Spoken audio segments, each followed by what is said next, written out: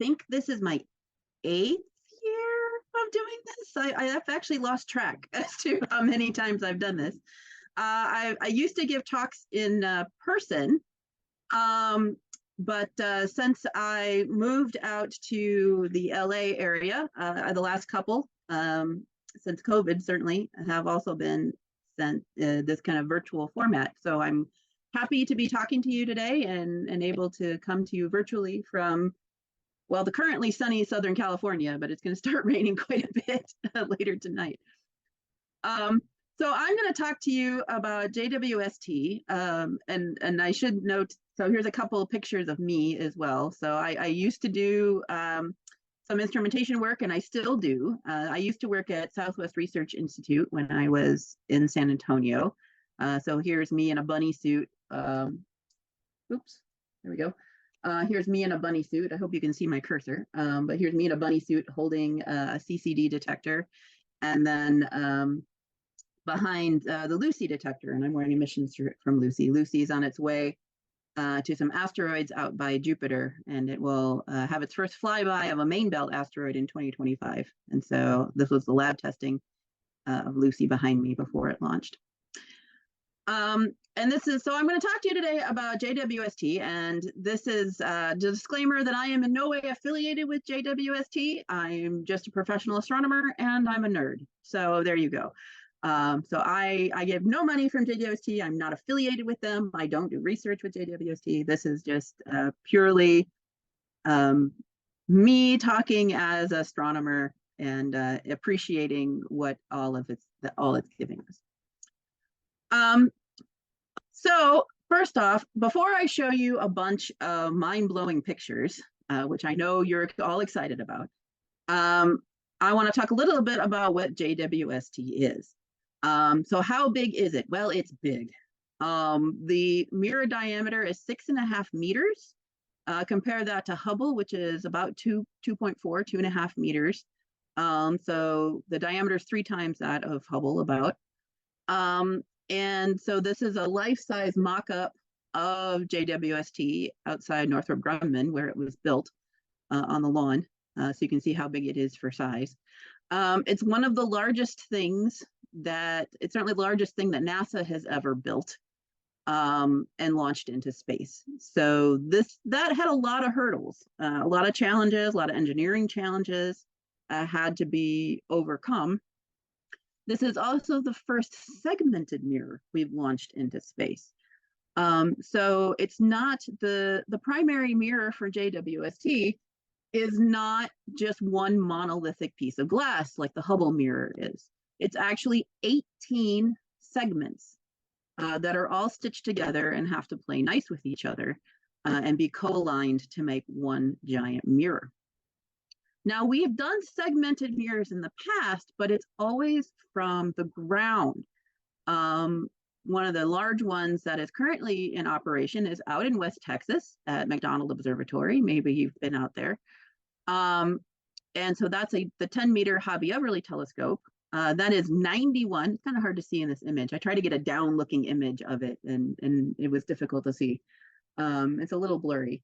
But this mirror is actually 91 1-meter segments. So each of those segments is 1 meter across, and there's 91 of them all playing nice together and co-aligned to make one single mirror.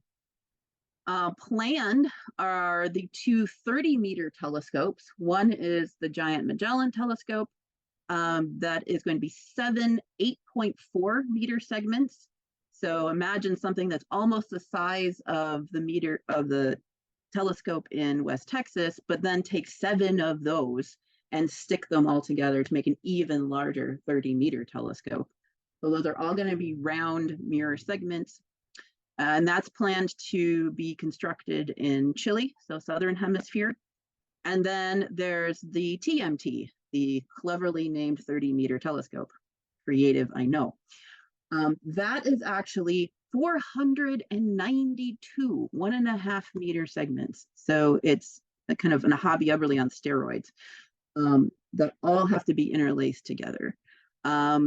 The TMT construction has been halted as of June 2022. It was supposed to be in Hawaii, up on Mauna Kea. That's had some political issues, which I'm not going to go into in this talk. But so that's currently being worked out. But it may go to the Canary Islands as a potential backup site. They really want to put the TMT in the northern hemisphere with the GMT in the southern hemisphere, and then you can get a full sky coverage independent of what latitude you are on Earth.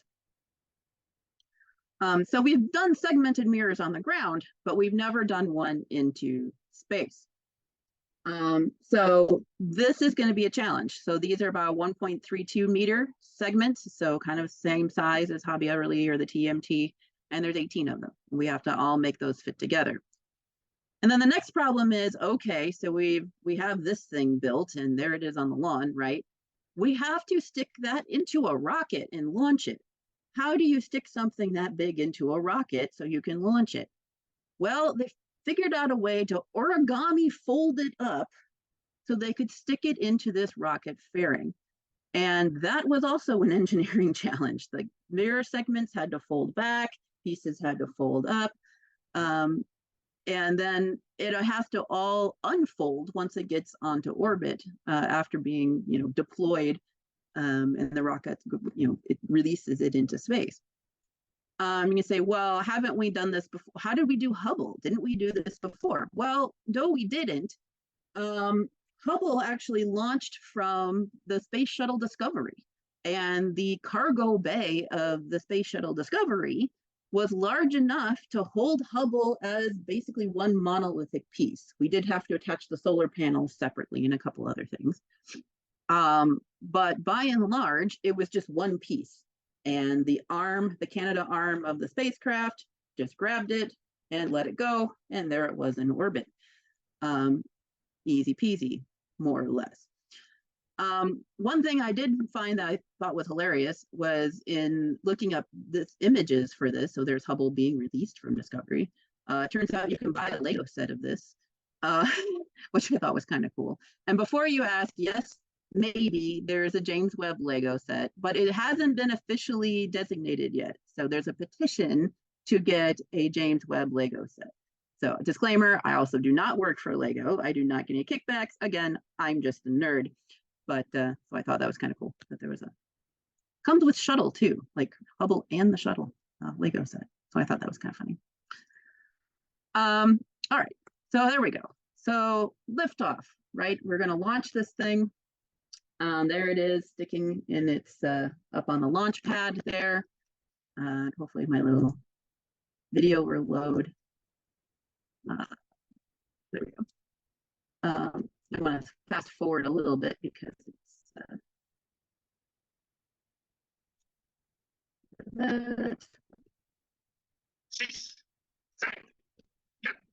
so this did launch from so this launched from French Guiana on Christmas Day in 2021. European Spaceport. So it was a joint effort with NASA and the European Space Agency, ESA, to launch this. And so, of course, since it's from French Guiana, I don't know if you can hear the countdown from the speakers, but the countdown's in French.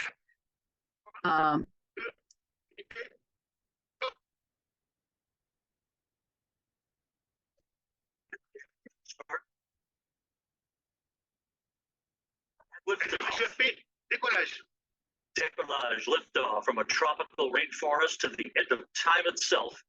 James Webb begins a voyage back to the birth of the universe. So there was a successful liftoff. And yeah, so it worked great. And then, of course, once we launched this from space, so here's a little artist rendering of the fairings falling to either side. There's James Webb, all origami folded in there. And then it has to be released. And so how does this unfold? And when I first learned about how they were going to unfold this, it gave me great complications because there's about 100 different pieces that have to all unfold at the correct time in the correct order wait for each other. And a lot of this is done autonomously.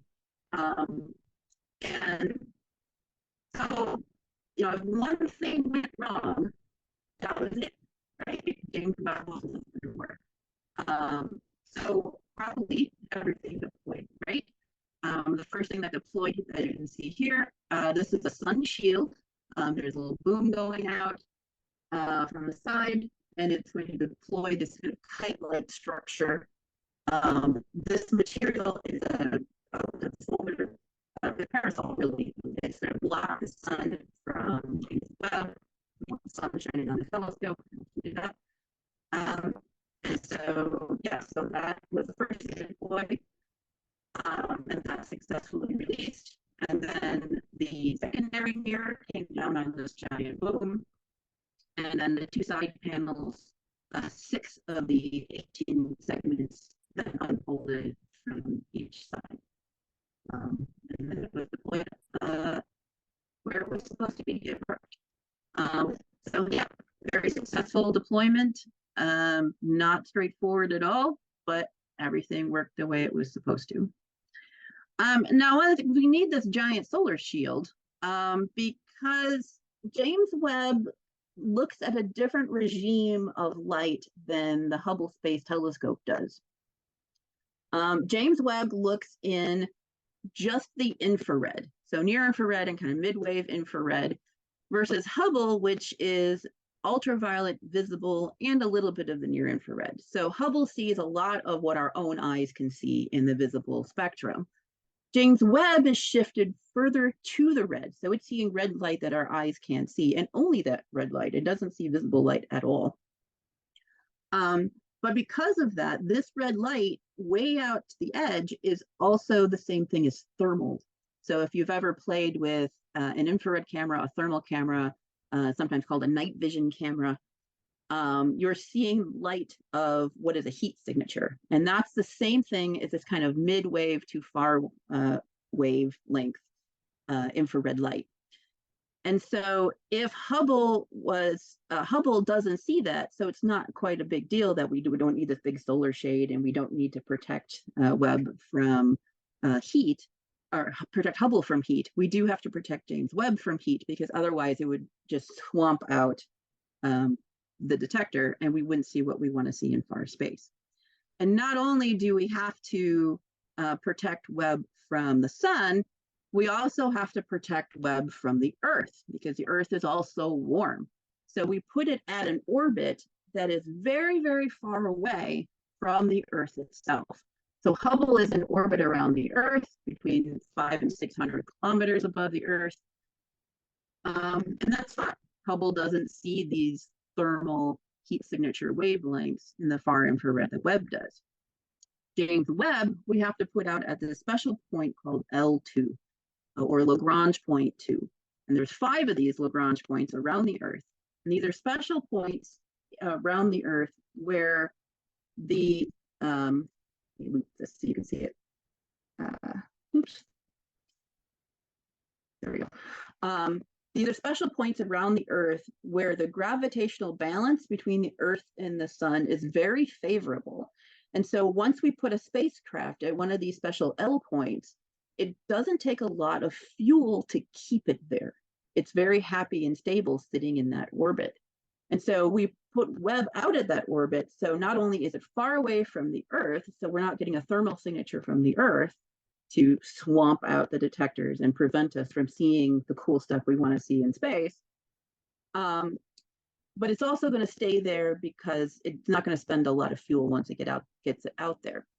And it doesn't just sit at that one point, it actually orbits that point kind of vertically, as it's showing here in the animation. So it's in actual orbit around the sun. Webb is not in orbit around the Earth. It's in orbit around the sun, and it just follows us as we orbit the sun as well. All of our infrared spacecraft, we have stuck out at L2. So Spitzer was out there. Herschel was a far infrared telescope, no longer with us, but that was also out at L2. So there's a lot of infrared spacecraft we've stuck out at L2. And Webb is the latest in all of that. So what is the advantage of looking in the infrared versus looking in the visible that Hubble can see? So here's the Lagoon Nebula. This is an optical image from Hubble. It's a molecular cloud. So this is a stellar nursery.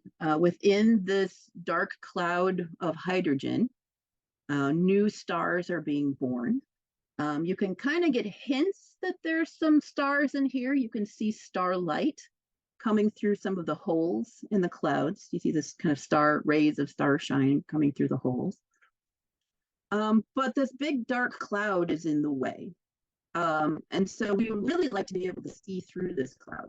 And you can do that if you look in the infrared. That cloud then becomes transparent, and you can see all of these new stars that are now being born within the depths of that cloud.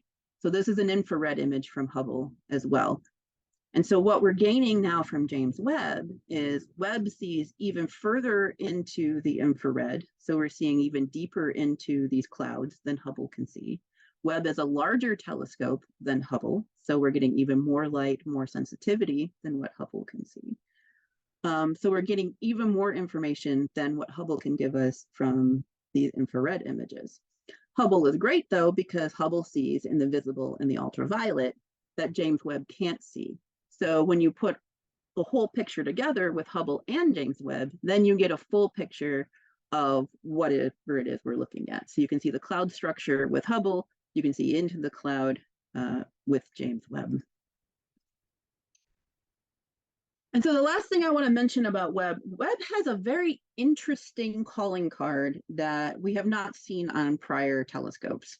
And that calling card comes in the form of these 6 diffraction spikes that you get from a bright source, like a star. Hubble and a lot of our other telescopes, the main mirror is held up with 4 struts in sort of a plus pattern.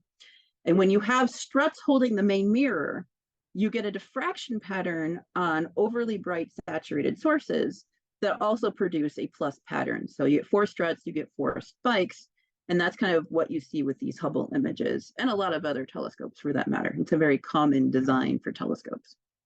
Because James Webb has these 18 hexagons that all have to play nice with each other, instead of having 4 struts, it actually only has 3. But you'd think, oh, 3 struts, 3 spikes. No. Actually, 3 struts gives you 6 spikes, turns out. So James Webb has this kind of unique calling card. So if you see a very pretty image in the news, and you're wondering, oh, is that a Hubble image or is that a James Webb image? Look for a bright star in the image. If there's 4 spikes, it's probably a Hubble image. If there's 6 spikes, it's definitely a James Webb image. So this kind of unique just to James Webb. Okay. Enough about Webb. I promised pretty pictures. So here's pretty pictures. So I'm going to do this as kind of an homage to the Power of 10 video, which you haven't seen. You must see at some point, where I'm starting nearby and then moving out into the universe. So I'm going to start with our own solar system. And then by the end of the talk, we'll be on the edges of the universe. So in our own solar system, starting with the largest planet, and that's, of course, Jupiter. So here's Jupiter as James Webb sees it. Now, these are false color images, right? Because we don't see infrared light with our eyes. So when we get an image from James Webb, we have to colorize it in such a way that our eyes can see. So consequently, the great red spot of Jupiter is red when Hubble looks at it and red when we see it. It's not red when James Webb sees it. It's been colorized into this kind of orange-white structure. And the planet itself has this kind of these bluish, colorized to bluish bands. But we're gaining a lot in the infrared light because now we can see these kind of vortices forming, these storms forming, all of this cloud structure. There's another bright storm over there. All of these circles are hurricanes, like the Great Red Spot, just smaller on the surface of Jupiter. And we're seeing Jupiter's auroras. So Jupiter has northern and southern lights, actually very large northern and southern lights. Jupiter has a very large magnetic field. And so that produces very large aurora. So this green and red on the north and south pole are the auroras. And you can even see that there's structure to the auroras. It's actually sitting off the surface of the planet and up into the atmosphere of Jupiter, above the planet surface itself. And so I just want to highlight also that James Webb is very open to the public.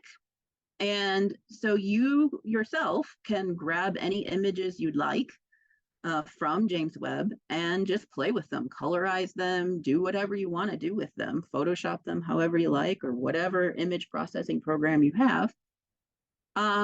And you can upload them to the James Webb site. And if they really like them, they could even put them in a press release, do whatever. So here's one of Jupiter that was done by a woman named Judy Schmidt. And she was just the citizen scientist, as we call them. So she did this image processing. You can see the aurora now in blue in this image. A couple of moons of Jupiter, and Jupiter also has rings. All of the gas giants have ring structure of some extent, and so there's Jupiter's rings right there, very faintly. It is a small ring structure, but it's definitely there. So you can do this yourself. So moving on to Saturn. Now this is a kind of a unique image of Saturn that James Webb has given us. And so a little explanation as to what's going on. Of course, you have Saturn and then the bright rings. And these three things are moons off to the left here. So a little background, different molecules and elements can absorb or emit different wavelengths of light. This was actually first discovered almost 100 years ago by the first woman to ever get a PhD in astronomy. Her name is Celia Payne, and she took a spectrum of the sun and other stars and realized that the wavelengths of light that were being absorbed in the solar spectrum corresponded to hydrogen and helium. And so she discovered what the stars were actually made of, and that they were mostly hydrogen and helium. This opened up the field to taking spectrum of not only other stars, of planets, of many other objects, basically every object in the night sky. And that tells us what the composition of those objects are that we're looking at. In this case, for Saturn, Saturn is mostly made up of methane, and methane emits at certain wavelengths of light. But if you put a filter in that blocks those wavelengths, now you're blocking most of the light that comes from Saturn. So it ends up looking very dark. And so this is a special filter that James Webb has where it can block methane light and therefore blocking most of the light that's coming from the planet itself. Now, the rings don't have methane in them. They're ice, and ice is very reflective of the sun. So most of the light is coming to us, and the rings are very, very bright, conversely, compared to the planet. So that's kind of a unique image of Saturn that James Webb has given us. Next up is Uranus. Uranus is up on its side. So it has a very unique year. It has an 84-year orbital period. So once around the sun is 84 years. So because it's on its side, though, going from winter, spring, summer, fall, and back to winter takes 84 years. So when Voyager flew by in 1986, it was summer at the South Pole. Now it's moving into fall at the South Pole and spring at the North Pole. And so we're getting different cloud structures than what Voyager saw. You can see these kind of storms as well. These bright spots are bright clouds, probably storms. And the polar cap itself is quite bright. And Uranus also has a very extensive ring structure. Not as big as Saturn, but extensive nevertheless. And then lastly, we have Neptune. Neptune also has a very nice ring structure. A lot of small moons are very close to Neptune. It also has one very large moon named Triton that's also very bright. It's very icy, so it reflects a lot of the sunlight that comes to it. If you look at a close-up image of Triton and a close-up image of Pluto, you would see that they're very similar. Triton, like Pluto, was probably a Kuiper belt object. The Kuiper belt orbits just outside of Neptune. It's a reservoir of proto comets and other kind of rocky asteroids, icy asteroids, not unlike Pluto. Pluto is kind of a glorified Kuiper belt object.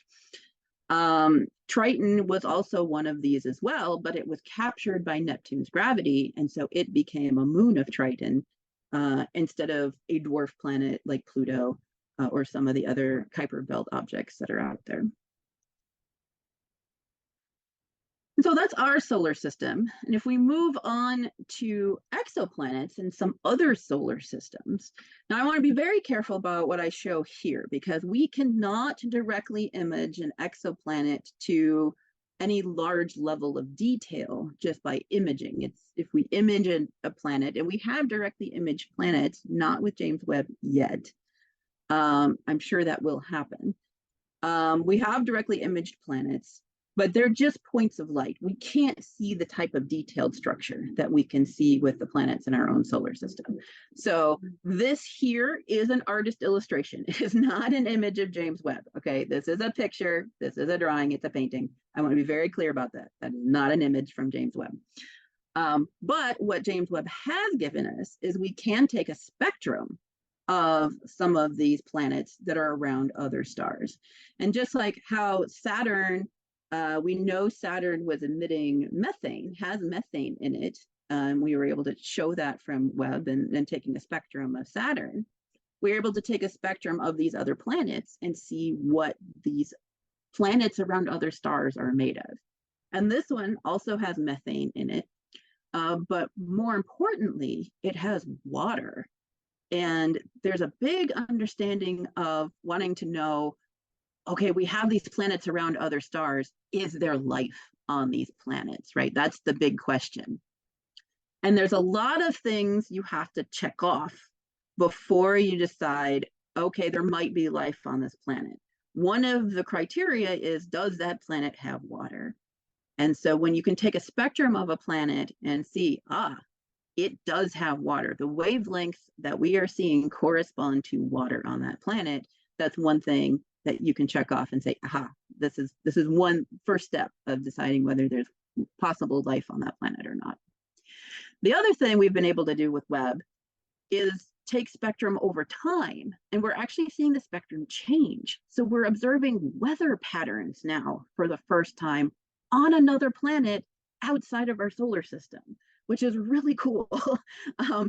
So no idea on whether you can predict the weather on another planet, but the fact that we're able to see weather changes on a completely different planet, way far away, 40 light years away, I think is amazing. And I wasn't sure that I would have believed that would have been possible even in my lifetime when I was a kid. So this is very cool inroads that we're making in science. Another system that's had a lot of interest lately is the Trappist system. So this has 7 rocky planets, so 7 planets that are similar to Earth. And it's been in the news quite a bit over the last couple of years because there are 3, maybe 4 planets in what are called the Goldilocks zone. And so that means if you're too close to the star, it's too warm for liquid water to exist. If you're too far away, you have ice, then it's too cold. The Goldilocks zone is just right. Not too hot, not too cold, it's just right. And the fact that the Trappist system has 3, maybe 4 planets in this perfect Goldilocks zone is that's another check of, these planets could potentially have life. And the fact that they're rocky planets like the Earth, that's a good indicator of these are probably ones we want to target to see if they have life on them or not. One thing you have to do to figure that out is you need to figure out the temperature of these planets. And so what's been done, so this is looking at planet B, which is actually the innermost planet, not the ones in the Goldilocks zone. Not yet, anyway. But this is the first time we've actually gotten a direct temperature of the planet. So there are models that say, okay, if you have to know what the atmosphere of the planet is, right? If we have a kind of Goldilocks atmosphere, you get something like the Earth. It's a temperate climate. You know, it's convenient for life, right? It's not too hot, it's not too cold, it's very nice. If you have too thick of an atmosphere, then you get a Venus situation. It has a runaway greenhouse effect. The temperature of Venus is 700 degrees, not really hospitable to life. If you have too thin of an atmosphere, you're negative 200 degrees like Mars. Also not, and you can't breathe, not hospitable to life.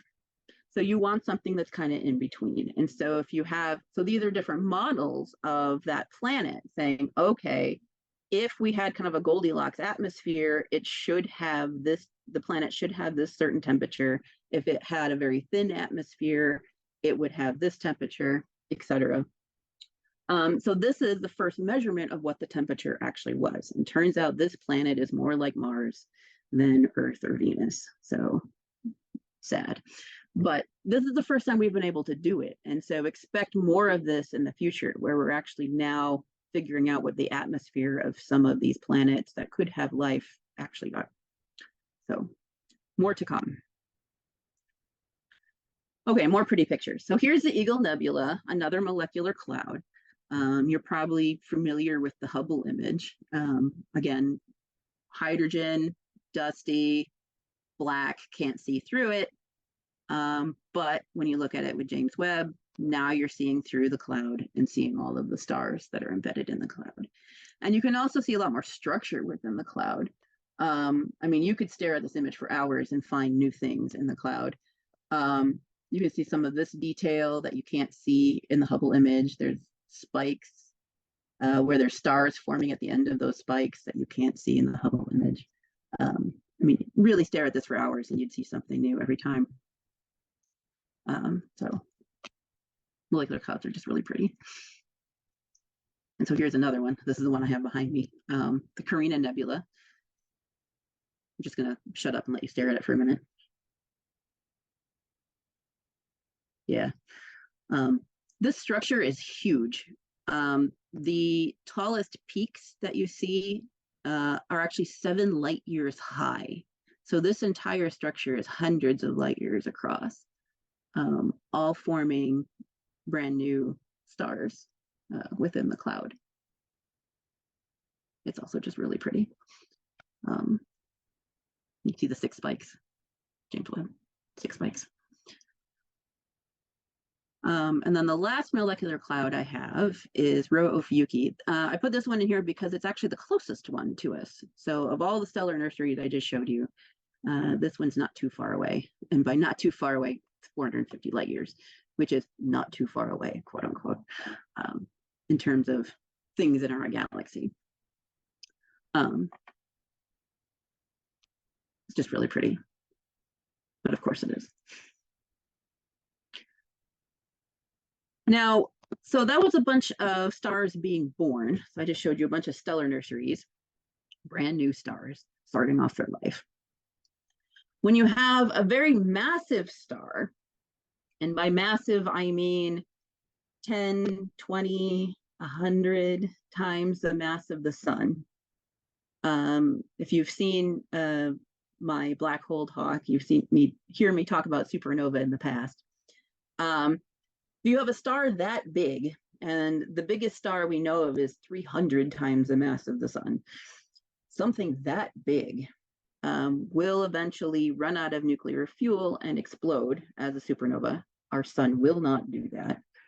It's only these really massive ones that explode as a supernova. But before it explodes, while it's still a star doing its star things, if it's very massive, so 30, 40, 50 times the mass of the sun and up, they're a special type of star called a Wolfrette. And it's so massive and doing nuclear reactions in its core so fast that it's actually blowing off its outer atmosphere before it actually dies as a supernova. And so that's what we're seeing here. There's bright star right in the center, the big one right in the middle, is 30 times the mass of the sun now. it used to be significantly brighter, or significantly larger, I should say, bigger, because it's already released about 10 times the mass of the sun in material into this cloud. It's a very hot cloud, and so it's glowing in the infrared. Okay, we can see it with James Webb. It's making dust. And so this is kind of a cycle of life, right? You have these stars being born out of this hydrogen cloud. Well, when these massive stars die, they release a bunch of hydrogen, which then coalesces back into these stars. So you have this continuing cycle of stars dying and stars being born. So one day this star will explode as a supernova. We don't know when. It's probably going to be tens of thousands of years from now. But one day it will explode as a supernova. And when it does, it will make this huge debris cloud that we call a supernova remnant. And Cassiopeia A is one of these supernova remnants. So this used to be a star similar to the one I just showed you, but it exploded. It actually exploded fairly recently, just 340 years ago. So there were people around had recorded this and said, there's a new bright star in the sky that was not there before, and recorded this brightening of the sky where there wasn't something, and then over the course of several weeks, it gradually faded away. So when a supernova goes off, there's a big flash and explosion initially, but this debris field that's left over takes a while to cool off, right? This exploded over 300 years ago, and it's still 30 million degrees, okay? It's still a very hot debris field, and it's expanding very fast. A supernova explosion is very violent and just blew off that debris in a very rapid succession. So this is actually expanding at about 3,000 miles a second. And so in the last 300 years, it's now about 10 light years across. So it's a very large structure and still very hot and still expanding from this very violent stellar explosion. Now, there's been a lot of talk in the news recently about Betelgeuse exploding one day, maybe sooner rather than later. Jury's out, we'll see. Be very cool if Betelgeuse exploded in our lifetime. If it happens in the winter time when Betelgeuse is up at night, there will be a very, very, very bright star where Betelgeuse used to be. Very bright. So bright that if it explodes in the summertime, when Betelgeuse is up during the day, you will actually see a star in the daytime. It will look like a star in the daytime where Betelgeuse should be. It will be that bright to be visible in the daytime when it explodes. Now, whether that happens in our lifetime or 10,000 years from now, jury's out. There have been some recent work with the changes that have been happening with Betelgeuse. There was a paper that came out recently that said it's going to explode in the next 100 years. I don't know if I believe their models or not, but that would be really cool if it actually exploded in our lifetime. So we will see. I won't know until it actually happens. Now, planetary nebula, which is a misnomer because they have absolutely nothing to do with planets, like the Ring Nebula here, are what our own sun will end up looking like. So smaller stars like our sun don't explode violently. They just kind of poof off their outer atmosphere and leave a white dwarf behind. So this is, the Ring Nebula was formerly a star like our sun.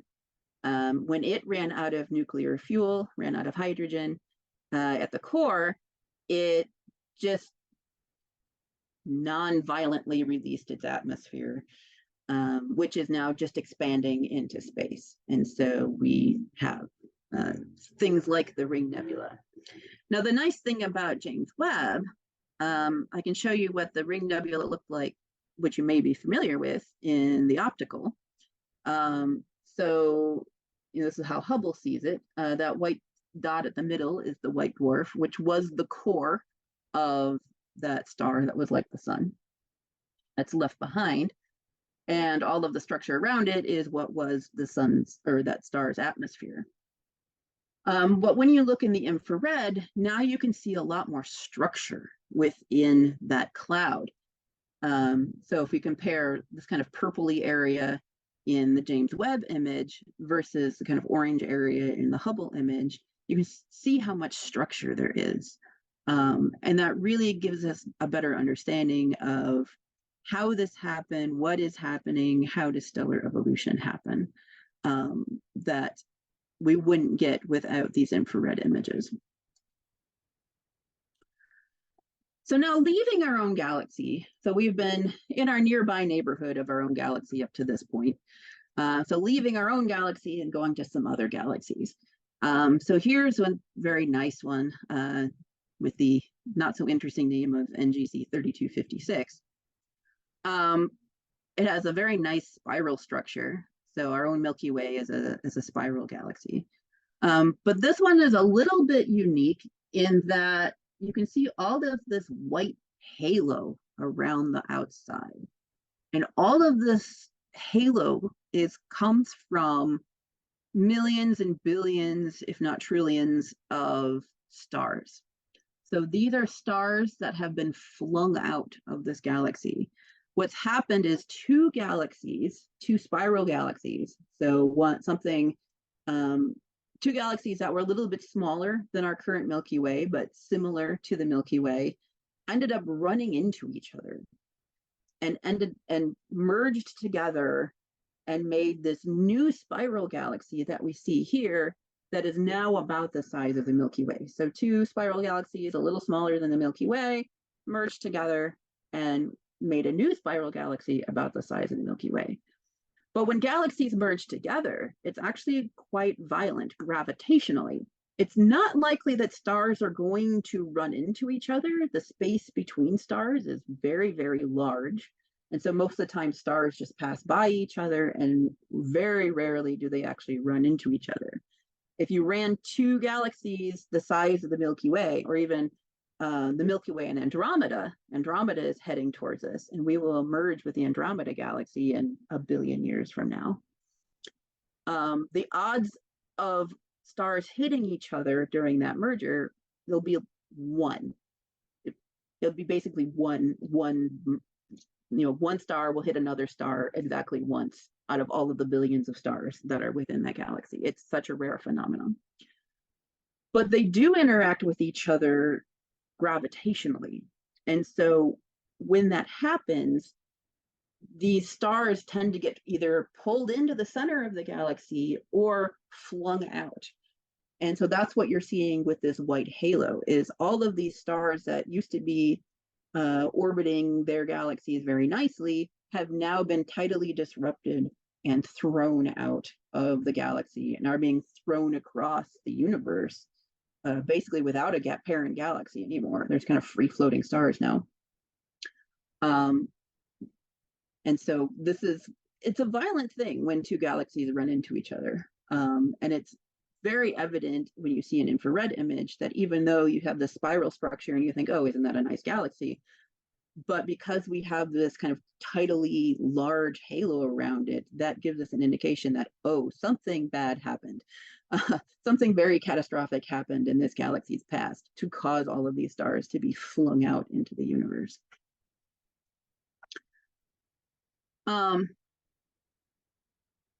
Going up in size, so another galactic merger, this is ARP 220. The ARP galaxies are big, very, very big.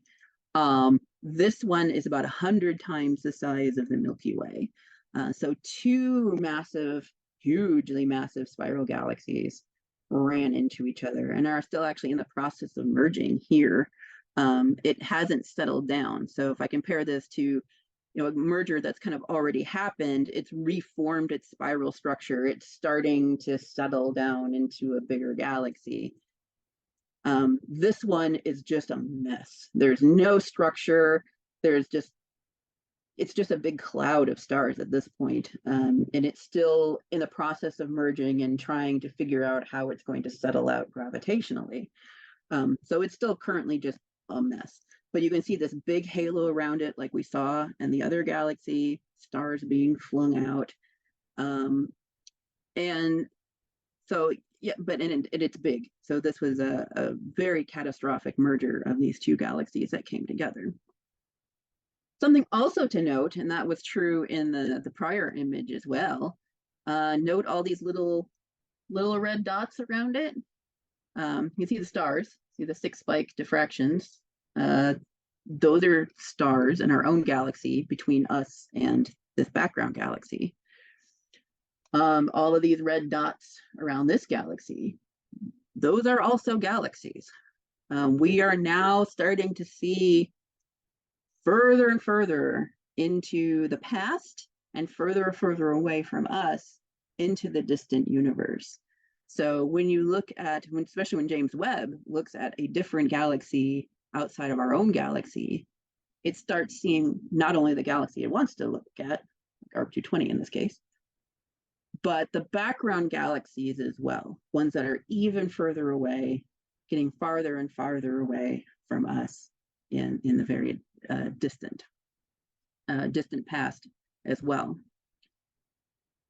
And so you see things, look at galaxy clusters now. So I just showed you 2 individual galaxies. Here's a whole cluster of galaxies. So these are galaxies that are kind of in orbit around each other. Quite frequently they will merge once they get kind of towards the gravitational center, but they're all gravitationally interacting with each other. The nice thing about a galaxy cluster is that it acts like a gravitational lens. So if you imagine you could take a giant magnifying glass and put it out into the universe to see what is really far away and really far back in the distant past, you would be able to see that with a magnifying glass. You couldn't, things that normally you couldn't see because they're too far away. If you could imagine putting a magnifying glass out into the universe, then you could see those distant things that are really far away through the magnifying glass.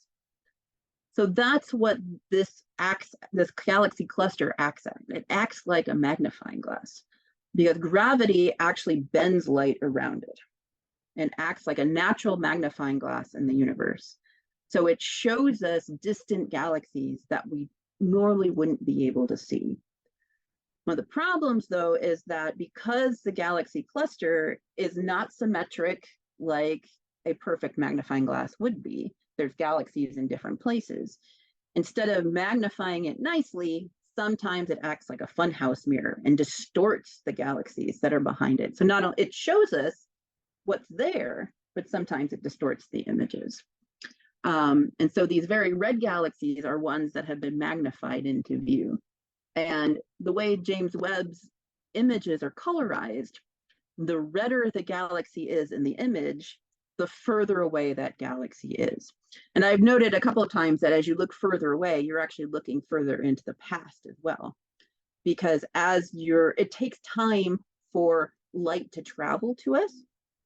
And so we are seeing those galaxies, the far distant ones, as they were when the light left that galaxy. So if a galaxy was 1 billion light years away, we're seeing it as it was 1 billion years ago, because it took 1 billion years for that light to travel to us.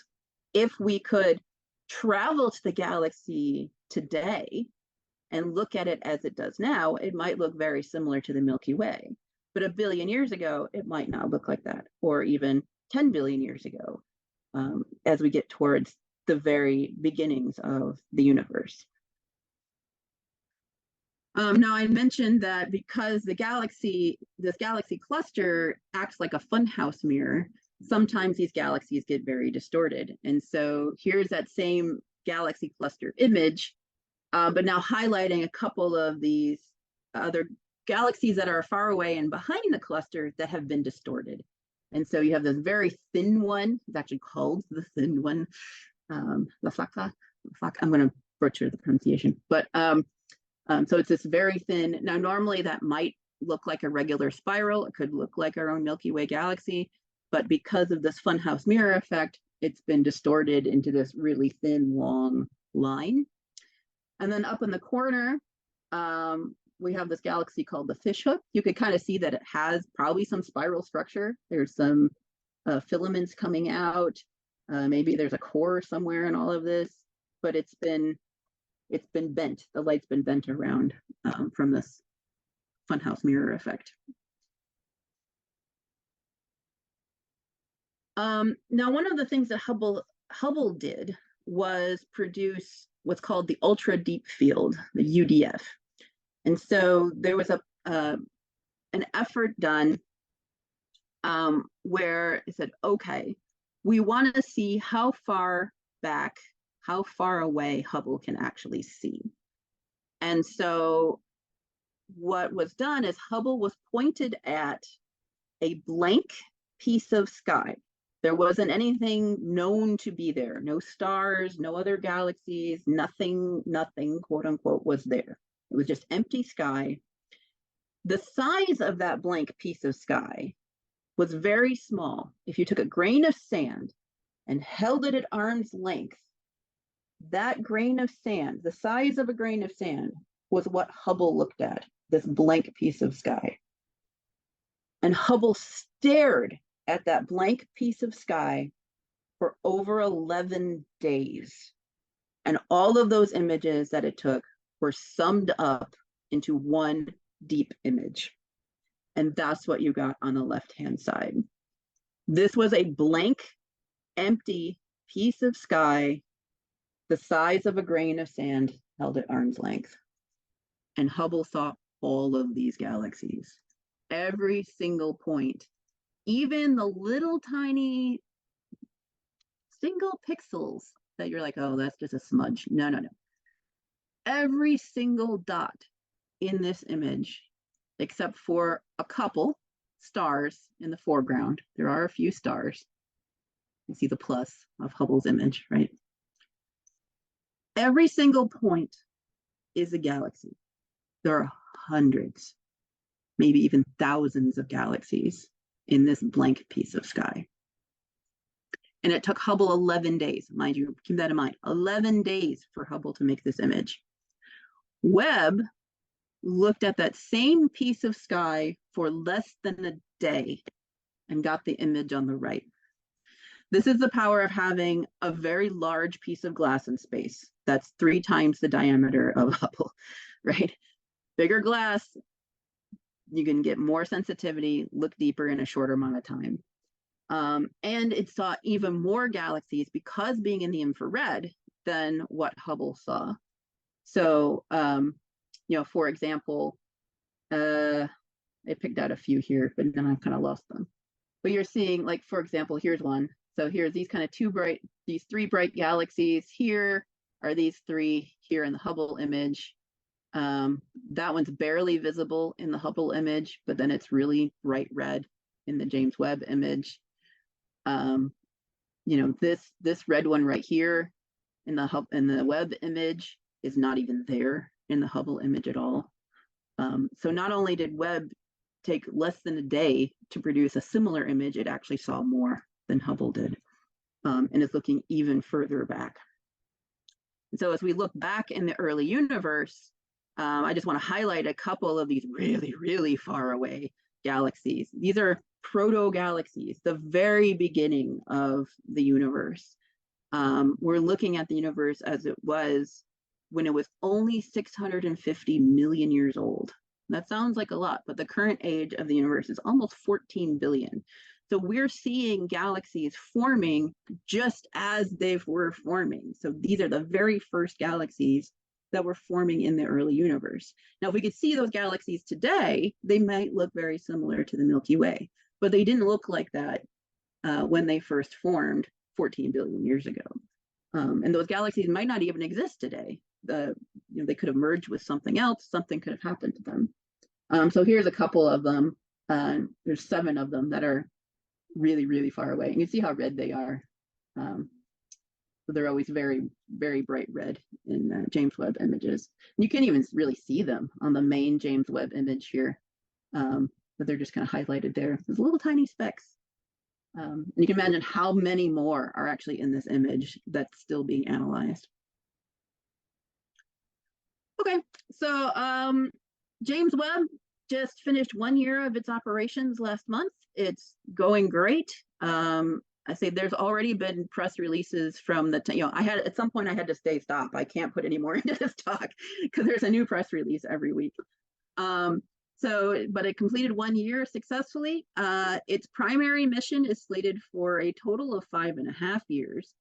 Where it's say, we have these objectives, we're going to observe these things, and it should complete all of that in 5.5 years. The good news is that the fuel that was expended to get it out to its L2 orbit was significantly less than was planned. So there is more fuel in the tank than was expected. And the gas, miles per gallon has been pretty good for James Webb. So now it's expected to last at least 10 years, maybe 20 years. Who knows?